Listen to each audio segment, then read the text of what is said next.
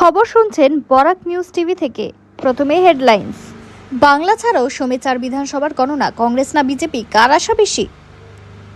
আজ গণনা, মন্দিরে প্রার্থনায় কৃষ্ণেন্দু কার্তিকের। ফলাফলের মহারণকাল, কড়া নিরাপত্তায় শ্রীভূমিতে ভোট গণনা, নজর করিমগঞ্জ কলেজে।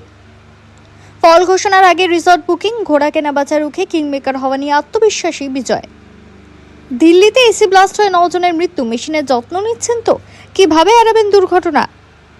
শুধু ছবি আর কিউআর কোড, নয়া রূপে আসছে আধার কার্ড, কেন্দ্র কি বলল? বিস্তারিত খবরে যাওয়ার আগে অনুরোধ, ভিডিওটি লাইক করে চ্যানেলটি সাবস্ক্রাইব করে রাখুন। এবার আসছি বিস্তারিত সংবাদে।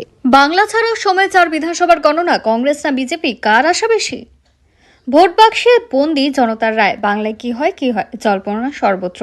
অবশ্য সোমে ফল ঘোষণা শুধু বাংলার নয়, আরও 4 বিধানসভার, অসম, কেরল, তামিলনাড়ু এবং পুদুচেরির সঙ্গে বেশ কিছু উপনির্বাচনেরও।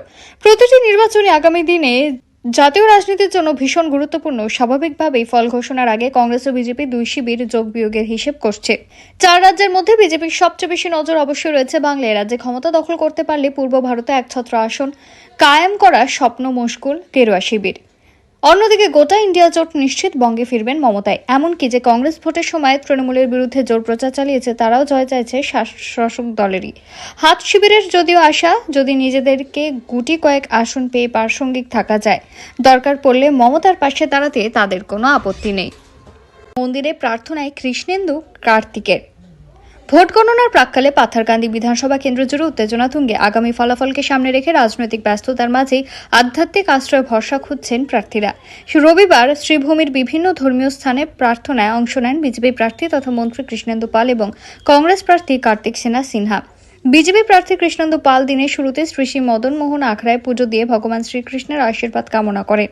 পরে তিনি শ্রী শ্রী টাউন কালীবাড়িতে গিয়ে মা কালীর চরণে প্রণাম জানান। প্রার্থনার পর তিনি বলেন, শ্রীভূমির মানুষের শান্তি, সমৃদ্ধি, উন্নয়নই তার মূল কামনা। ভগবানের আশীর্বাদে আগামী দিনগুলি যেন সকলের জন্য মঙ্গলময় হয়, সেই প্রার্থনাই করছেন তিনি।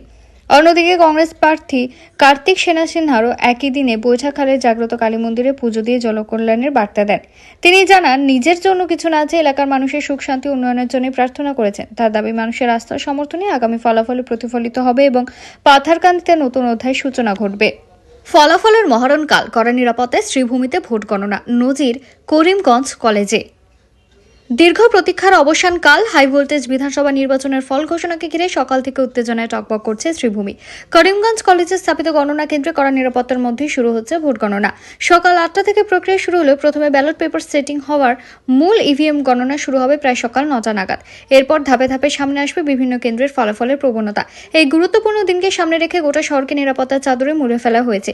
কেন্দ্রীয় আধা সামরিক বাহিনী, রাজ্য সশস্ত্র পুলিশ এবং স্থানীয় পুলিশের সমন্বয়ে গড়ে তোলা হয়েছে ত্রিস্তরীয় নিরাপত্তা বলয়। গণনা কেন্দ্র ও স্ট্রং রুম এলাকা জুড়ে বসানো হয়েছে সিসিটিভি নজরদারি। প্রথম স্তরে কেন্দ্রীয় বাহিনী যেভাবে কড়াভাবে পরিচয়পত্র যাচাই করে প্রবেশের অনুমতি দেওয়া হচ্ছে। দ্বিতীয় স্তরে রয়েছে রাজ্য সশস্ত্র পুলিশ। এখানে প্রত্যেকের শারীরিক তল্লাশির মুখোমুখি হতে হচ্ছে। মোবাইল, ল্যাপটপ বা কোনো রেকর্ডিং ডিভাইস সম্পূর্ণ নিষিদ্ধ। মহিলাদের তল্লাশি করছেন মহিলা নিরাপত্তাকারীরা। বাইরের স্তরে স্থানীয় পুলিশের কড়া নজরদারি জারি রয়েছে এবং গণনা কেন্দ্রের আশেপাশে 163 ধারা বলবৎ করা হয়েছে।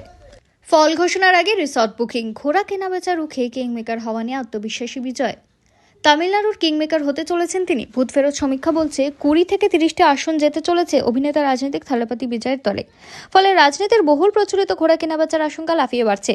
এহেন পরিস্থিতিতে টিভিকে সমস্ত জয়ী প্রার্থীকে রিসর্টে সরিয়ে ফেলার সমস্ত বন্দোবস্ত করে ফেলেছেন থালাপতি, এমনটাই সূত্রের খবর।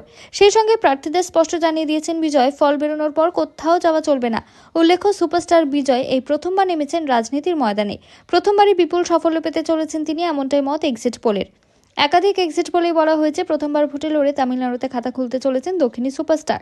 একটা দুটো না, অন্তত 18 থেকে 20টি আসনে জিততে পারে বিজয়ের দল টিভিকে। কোনো সমীক্ষায় দাবি করা হয়েছে প্রায় 100-র কাছাকাছি আসন পেতে পারে প্রথমবার ভোটের ময়দানে নামা দলটি। তারপর থেকেই তামিল ভূমে একেবারে হটকেক হয়ে উঠেছেন বিজয় তার দল। শাসক বিরোধী 2 শিবিরই নজর রয়েছে তার দিকে। থালাপতির ইচ্ছে মতেই টিভিকে একা লড়ে একাধিক আসনে জিতবে বলে ইঙ্গিত মিলছে রাজনৈতিক মহলে। দিল্লিতে এসি ব্লাস্ট হয়ে 9 জনের মৃত্যু, মেশিনের যত্ন নিচ্ছেন তো? কিভাবে এড়াবেন দুর্ঘটনা? 9 জনের মৃত্যু শুধু একটি এসি থেকে। হ্যাঁ, সকাল সকাল রাজধানীর বিবেক বিহারের একটি 4তলা বিল্ডিং কেঁপে উঠল বিকট আওয়াজে। চারপাশে কালো ধোঁয়া। এসি ব্লাস্টে পরিবারের 9 জনের মৃত্যু হয়েছে।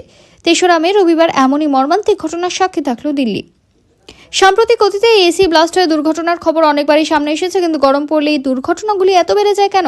এসি ব্যবহারের সময় নিয়মগুলি জানলে এই ধরনের বিপদ অনেকটাই এড়ানো সম্ভব। এসির কম্প্রেসারকে এর হার্ট বলা হয়, অর্থাৎ এই কম্প্রেসারে কোনো সমস্যা দেখা দিলেই তা বিপজ্জনক। প্রচণ্ড গরমে যদি এসি দীর্ঘক্ষণ চলে তাহলে এটি অতিরিক্ত গরম হয়ে বিপজ্জনক হয়ে ওঠে। গ্রীষ্মকালে এসিতে আগুন লাগা বা বিস্ফোরণের ঘটনা বাড়তে দেখা যায়। বিশেষজ্ঞদের মতে এগুলো সাধারণত হঠাৎ ঘটে না, বরং দীর্ঘদিনের অবহেলা, অতিরিক্ত ব্যবহার এবং রক্ষণাবেক্ষণের অভাবে হয়। এসিতে আগুন বা বিস্ফোরণের প্রধান কারণ: কম্প্রেসর অতিরিক্ত গরম হওয়া, বৈদ্যুতিক short circuit, refrigerant gas leak, অতিরিক্ত চাপ তৈরি হওয়া। অনেক সময় এসি চালালে পোড়া পোড়া গন্ধ বেরোয়। এই গন্ধ পেলেই সঙ্গে সঙ্গে এসি বন্ধ করে দিন। দ্রুত এসির সংশ্লিষ্ট কোম্পানির সঙ্গে যোগাযোগ করুন। এসি থেকে অনেক সময় অস্বাভাবিক শব্দ হতে থাকে, এমন হলে সার্ভিসিং করানো অত্যন্ত জরুরি। শুধু ছবি আর কিউআর কোড, নয়া রূপে আসছে আধার কার্ড। কেন্দ্র কি বলল? চলতি বছরের শেষ নাগাদ পুরোপুরি বদলে যেতে চলেছে আধার কার্ডের চেহারা। পরিচয় জালিয়াতি এবং তথ্য ফাঁস রুখতে নতুন আধার কার্ডে ব্যবহারকারীর নাম, ঠিকানা এবং জন্ম তারিখ থাকবে না। থাকবে শুধু সংশ্লিষ্ট ব্যক্তির ছবি এবং একটি কিউআর কোড। গত কয়েকদিন ধরে সোশ্যাল মিডিয়ায় ব্যাপকভাবে ছড়িয়েছে খবর, এমনকি কয়েকটি সংবাদ মাধ্যমে সংক্রান্ত খবর বেরিয়েছে। সত্যি কি তাই? তার জন্য কি করতে হবে সাধারণ মানুষকে? আবার কি প্রমাণ দিতে হবে পরিচয়ের? এই খবর সম্পূর্ণ ভুয়ো বলে উড়িয়ে দিয়েছে কেন্দ্র ইলেকট্রনিক্স এবং তথ্য প্রযুক্তি মন্ত্রক এবং ইউআইডিএআই সূত্রে স্পষ্ট জানানো হয়েছে, আধারের চেহারা পরিবর্তনের কোনো পরিকল্পনাই সরকারের নেই। পিআইবি এবং সরকারের অফিসিয়াল সোশ্যাল মিডিয়া হ্যান্ডেলে দেওয়া বিবৃতি ছাড়া এই ধরনের বিভ্রান্তিকর গুজবে কান না দেওয়ার পরামর্শ দেওয়া হয়েছে সাধারণ মানুষকে। একই সঙ্গে আধার কার্ড সংক্রান্ত আরেকটি গুরুত্বপূর্ণ আপডেট দিয়েছে সরকার। ইউআইডিএআই তাদের অফিসিয়াল এক্স হ্যান্ডেলে জানিয়েছে, আধার কার্ডে বয়সের তারিখ উল্লেখ থাকলে এটি proof of date of birth, অর্থাৎ জন্ম তারিখের প্রামাণ্য নথি নয়। আধার আইন 2016 অনুযায়ী একে জন্ম তারিখের প্রমাণ হিসেবে গ্রাহ্য করা হবে না বলে স্পষ্ট করেছে কর্তৃপক্ষ। তবে এই কার্ডকে সর্বত্র পরিচয়পত্র হিসেবে ব্যবহার করা যেতেই পারে।